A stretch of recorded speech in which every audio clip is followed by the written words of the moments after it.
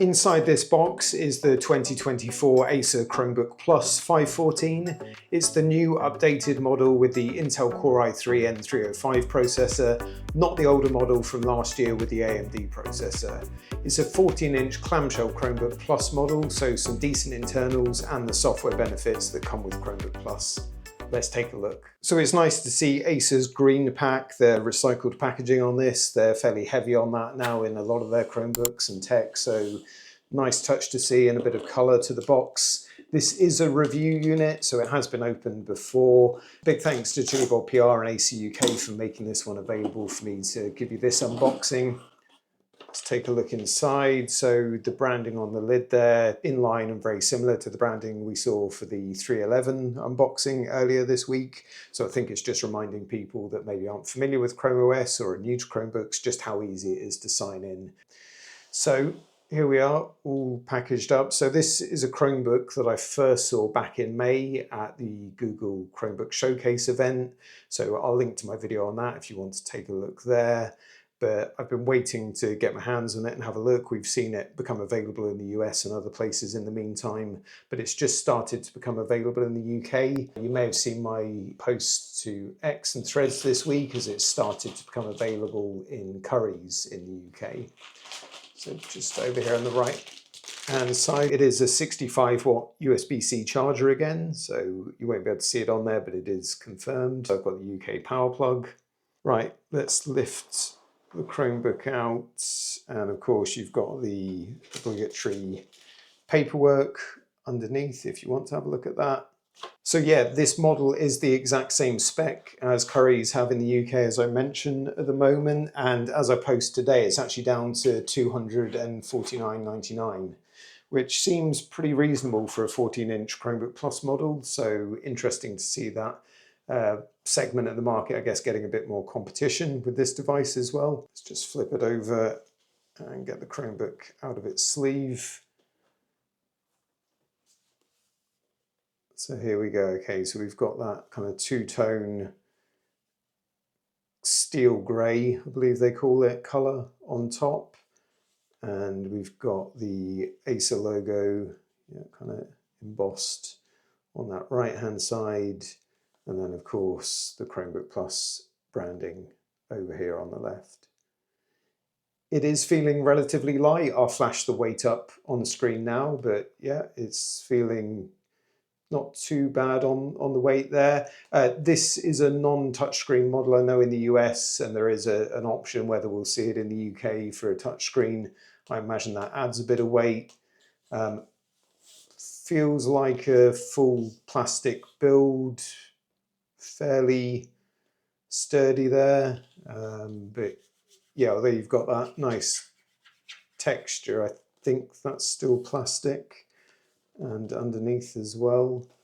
Something I'm not such a fan of are these sharper corners at the back, so kind of squared off. I think we saw that on the latest generation of the Acer Chromebook 314 as well, so yeah, not a big fan of that just for handling it. It's not a major issue, but it's just not ideal.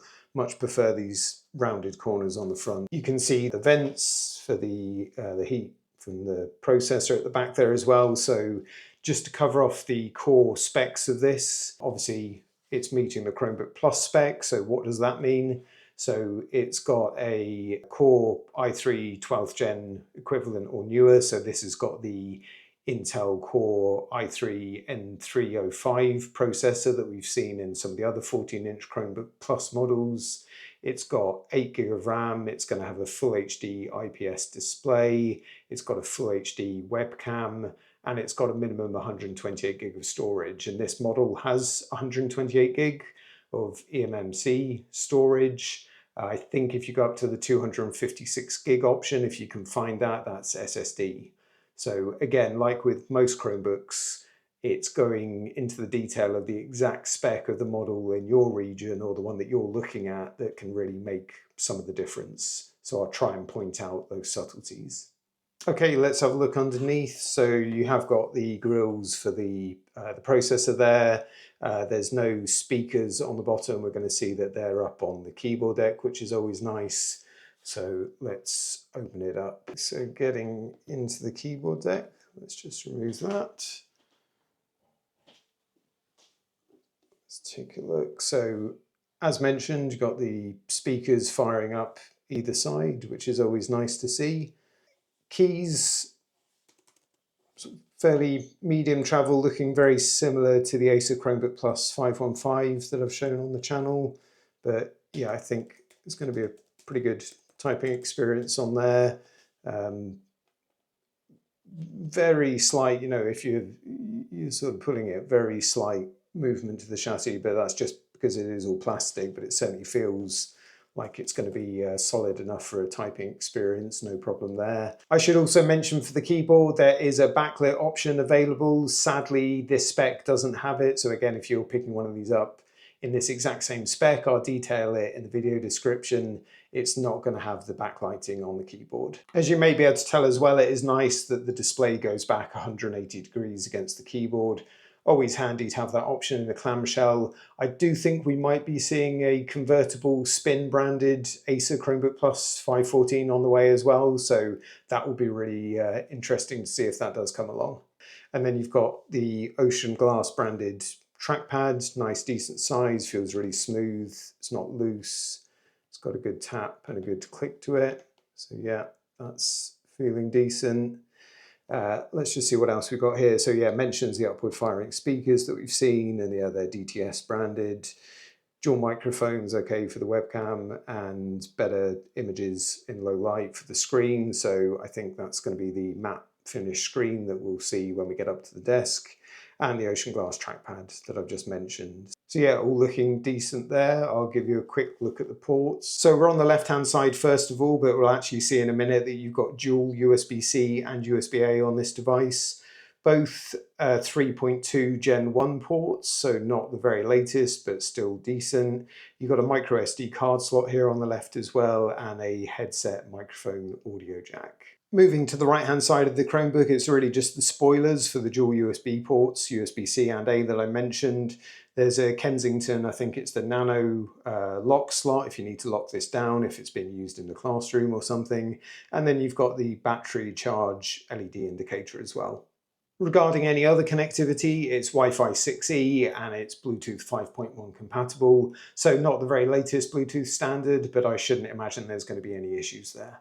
At my desk, set up with my test user on the Chromebook now to talk to you in particular about the display. So it's a 14-inch 16:9 Full HD IPS display. The display on this one is in a matte finish, but there are touch options available, so keep an eye out for those. I imagine they may have more of a gloss finish. And you've got the Full HD webcam at the top of the screen with that privacy slider as well. For brightness, I haven't seen an official stat. I imagine it's a bit on the lower end, maybe around 250 nits. I'll try and confirm in the full review. So do subscribe and click the bell if you want to see that when it's published. Color coverage as well, I'm not sure where that is, so that's something I'll try and include in the full review. One thing I have noticed out of the box is that the display isn't actually running at 1920 by 1080, so its default is 1536 by 864. So you can just come into the display settings and bump that up a bit. There we go, so at 80% it's now running at 1920 by 1080 as a native Full HD resolution. So just something to check for on your Chromebook if you've got one already and you haven't checked that.